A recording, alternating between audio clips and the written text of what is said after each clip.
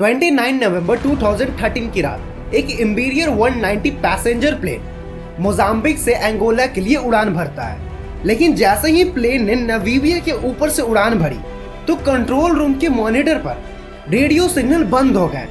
Cockpit से किसी भी तरह की आवाजें नहीं आ रही थी। कंट्रोल रूम के लोग परेशान होने लगे। उन्होंने कई बार पायलट से बात करने की कोशिश की पर उनका कोई रिस्पॉन्स नहीं आ रहा था। उन्होंने सोचा शायद ये टेक्निकल इशू होगा, लेकिन कई घंटे बीत गए लेकिन LM-470 का कोई अता पता नहीं था। तभी एक रिपोर्ट आती है कि प्लेन क्रैश्ड हो गया।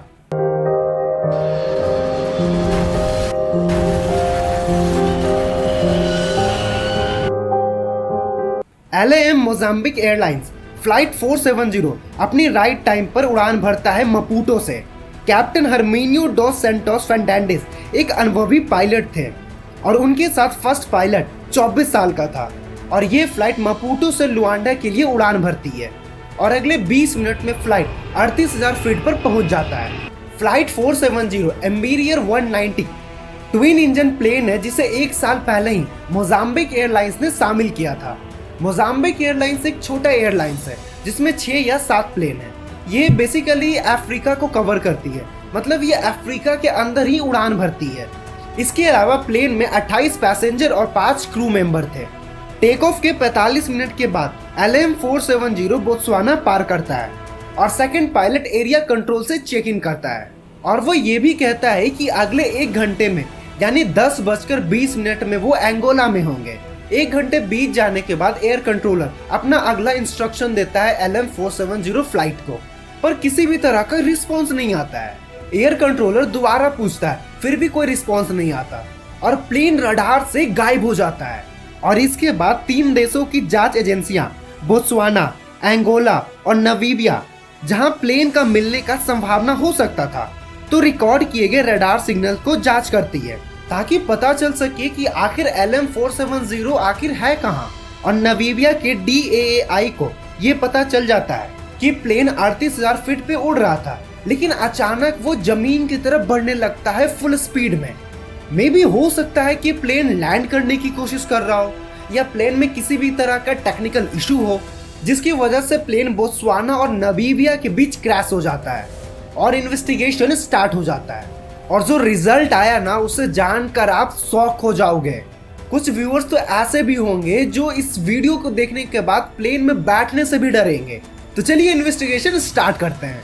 LM-470 का जो मलबा मिलता है वो सिटी से काफी ज्यादा दूर था, एक सुनसान जगह में था, करीब नामीबिया से 450 किलोमीटर दूर में। नामीबिया की जो इन्वेस्टिगेशन टीम बनाई गई थी वो रीजन फाइंड आउट करने की कोशिश कर रहे थे कि आखिर प्लेन क्रैश क्यों हुआ।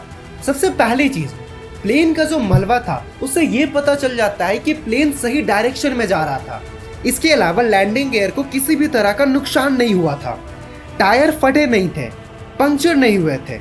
इसका मतलब ये था कि पायलट प्लेन को लैंड करने की कोशिश ही नहीं कर रहे थे। एक क्वेश्चन रेज होता है कि जब पायलट प्लेन को लैंडिंग करने की कोशिश ही नहीं कर रहे थे तो प्लेन इतनी ज्यादा स्पीड में नीचे कैसे आई। 1 दिन बीत जाता है लेकिन कुछ खास पता नहीं चलता है। फिर नामीबिया की टीम प्लेन में लगे ब्लैक बॉक्स को चेक करने के लिए भेज देती है।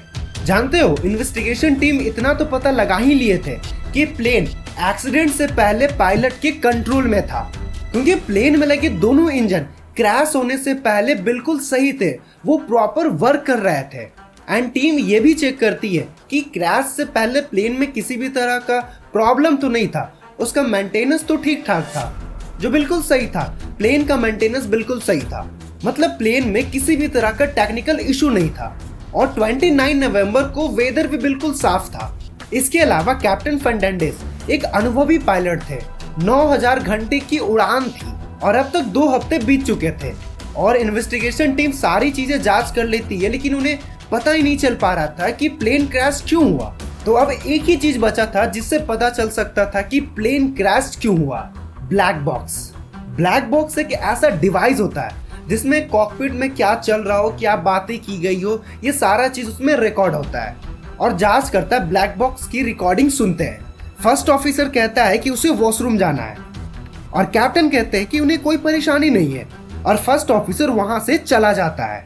और थोड़ी देर बाद फर्स्ट ऑफिसर आता है और कॉकपिट के दरवाजे को ठकठकाता है क्योंकि कॉकपिट का दरवाजा अंदर से लॉक हो चुका था और कैप्टन किसी भी तरह का रिस्पॉन्स नहीं कर रहे थे। और अचानक ब्लैक बॉक्स में एक वार्निंग सुनाई देता है।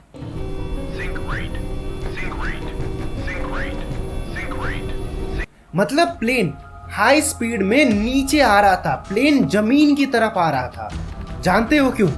क्योंकि कैप्टन ने जानबूझकर प्लेन को क्रैश कराया था। हाँ, कैप्टन ने ही जानबूझकर प्लेन को क्रैश कराया क्योंकि कैप्टन के लाइफ में कुछ प्रॉब्लम चल रही थी। वो मेंटली फिट नहीं थे, जिसकी वजह से उन्होंने प्लेन को क्रैश करने का इतना बड़ा डिसीजन लिया। एंड सोचने वाली बात यह है कि इस हादसे के बाद एयरलाइंस कुछ ज्यादा रूल रेगुलेशन में चेंज नहीं लाती है, लेकिन ऐसा ही सेम हादसा 1 साल के बाद जर्मन विंग्स के साथ होता है। उसमें भी पायलट प्लेन को ऑटो पायलट में डालकर प्लेन को क्रैश करा देता है क्योंकि जर्मन विंग्स एक इंटरनेशनल फ्लाइट था। तो इसके बाद एयरलाइंस इंडस्ट्री में पायलट में हर वक्त 2 लोगों का होने का रूल बनाया गया। मतलब प्लेन को 2 लोग तो फ्लाई करेंगे, लेकिन एक पायलट और होगा जो कॉकपिट में होगा। एंड आई होप कि आपको वीडियो इन्फॉर्मेटिव लगी हो। एंड अगर आप यहाँ तक आएंगे हो तो चैनल को सब्सक्राइब कर लो और वीडियो को लाइक कर दो। तो मिलते हैं अगले वीडियो में एक नए टॉपिक के साथ।